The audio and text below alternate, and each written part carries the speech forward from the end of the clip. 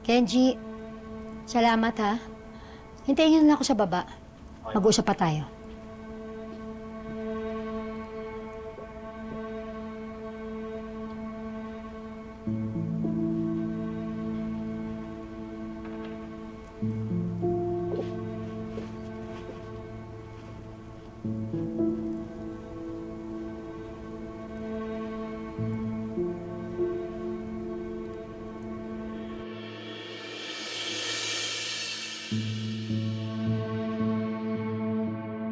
Mami, ano po yan? Pampahaba ng tulog ng daddy mo. Kailangan siyempre ng mahaba-habang pahinga.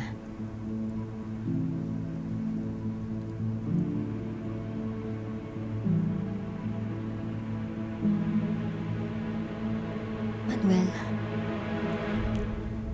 ito na ang simula ng bagong buhay natin. Babawi ako sa'yo. Hindi na kita pakakawalan. Hindi na ako papayag na may sumira pa sa pamilya natin. Hindi ako titigil, Manuel. Hanggat hindi mo ko natututunang mahalin uli. Hanggang sa ako na lang talagang mahal mo.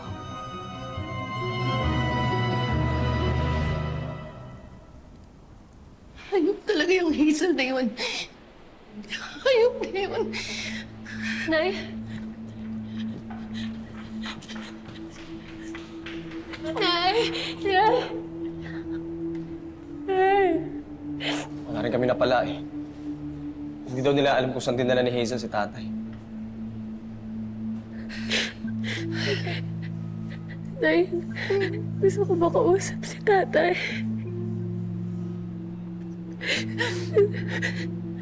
Hindi pa ako nakakahingi ng tawad sa kanya, Nay. Hindi niya pa alam na napatawad ko na siya. Nay, hanapin natin siya. Please. Pero paano, ate?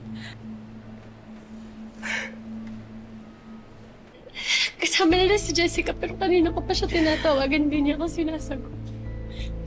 Ikaw, Nay, baka pag ikaw ang tumawag sa kanya, sagutin ka niya. Aasa pa rin ba tayo sa malditang yun? Hindi pa ba obvious na nakipag-connive siya sa mommy niya? Ito po yung matagal ko nang sinasabi sa inyo eh. Hindi niyo ako pinapaniwalaan. Pag-abit ako ng telepono mo, Ma, ha?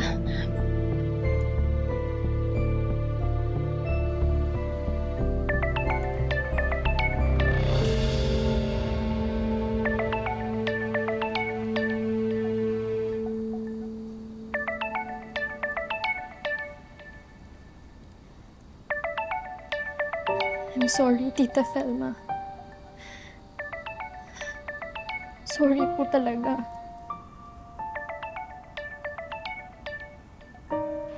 Ako po yung product ng kasalanan nila, Mommy and Daddy, sa inyo. And yet, you were so kind to me. Hindi niyo po pinafeel sa akin yung galit niyo. Thank you po, Miss Felma.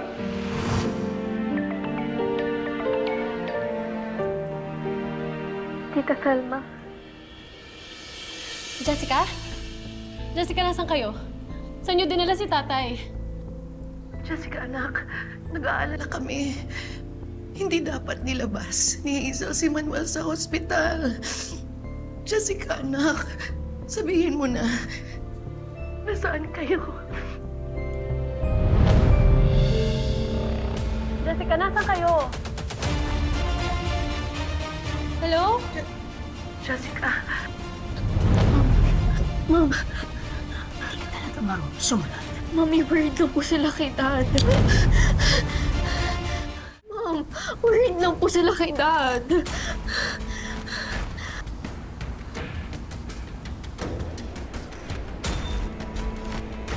Ay, wala na. Sandali, tatawagan ko siya ulit.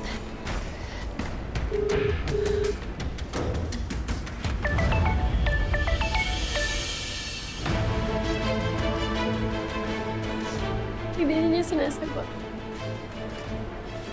Ano yung pinaasalan tayo? Eh, ba't yung sinagot yung tawag? For sure, inutusan siya ng mommy niya na sagutin at paasahin tayo. Paglaruan. Siguro naman po maniniwala na kayo sa akin. Kasabwat si Jessica. Puppet siya ng mommy niya.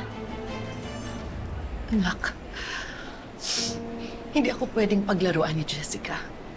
Nay, ano pong tawag niyo sa ginawa niya?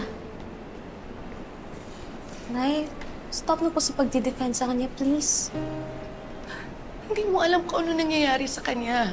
Narinig mo naman yung takot ng boses niya, di ba? Nga.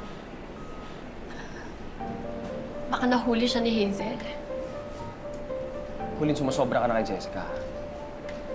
Lahat na lang ng ginagawa niya minamasama mo. Bunso, masama yun.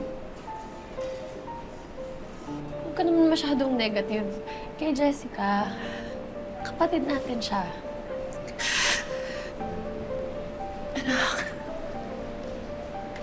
Sige, anak.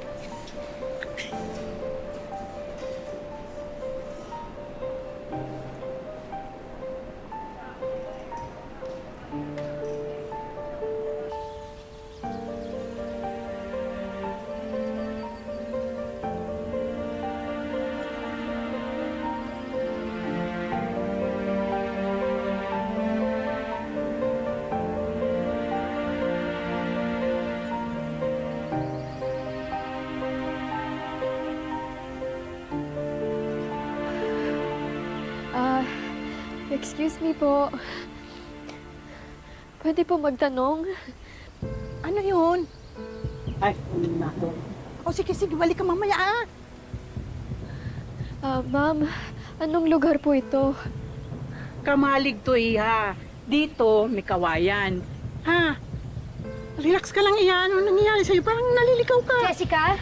Oh, andito ka lang pala, anak. Kanina pa kita hinahanap eh. Sige ho ah. Hazel! Ikaw na ba yan iha? Naku! Si Alinita to. Yung kamabata ng nanang mo. Oh, ikaw na ba talaga yan? Mahal po.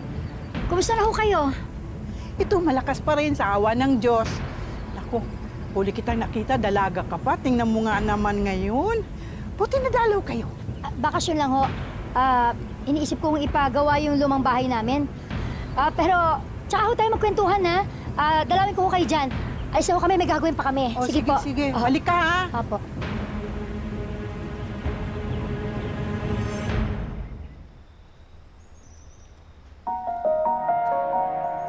Pasensya ka na, ako nasaktan na naman kita. Pero Jessica, ano bang problema? Nabawi na natin ang daddy mo. Hindi ka pa ba masaya? How can I be happy, Mom? Ginagawa niyo kaming prisoners. Hindi niyo man lang po iniisip yung safety ni Dad. Stop ranting! Hindi ko kayo ginagawang preso. Binubuo ko nga yung pamilya natin. Bakit pa hirap na hirap kang intindihin yun? Matalino ka, Jessica. Hindi ko alam ano nangyari sa'yo eh. Nalusaw ba yung utak mo nung tumira ka kay Felma?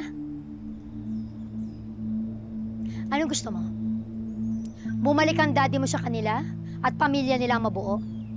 At ikaw, gagawin ka nilang anak sa labas? Yung ba gusto mo? Kung sa bagay, hindi mo naman tunay na ama si Manuel. So go ahead. Sabihin mo sa kanila kung nasan tayo. But I cannot guarantee you na kapag pinuntahan nyo kami dito, nandito pa rin kami ni Manuel. Gusto ko lang ipaalala sa'yo, Jessica. Nasa mga kamay ko ang buhay ng daddy mo. Kaya wag mo kong ginagalit.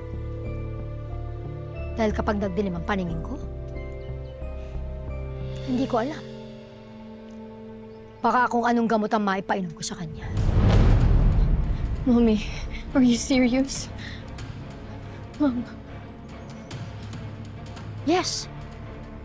If I can't have Manuel, no one will. Kaya kung gusto mong mabuhay at gumaling ang daddy mo, obey me. Or else, magsisisi ka habang buhay.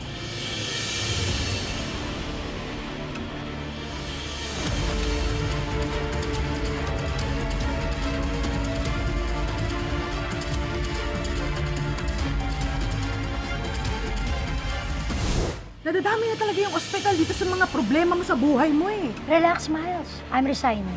Effective immediately. Nay, bakit po? May problema ba sa tatay ba? Hindi. Ang kuya niyo, nasa presinto. Pinadetain siya ni Hazel. Ano? Dad, do you need anything po? Food? Nasaan ako? Nasa old house po tayo ni Mommy. Ano ba ni Tita Pelma mo?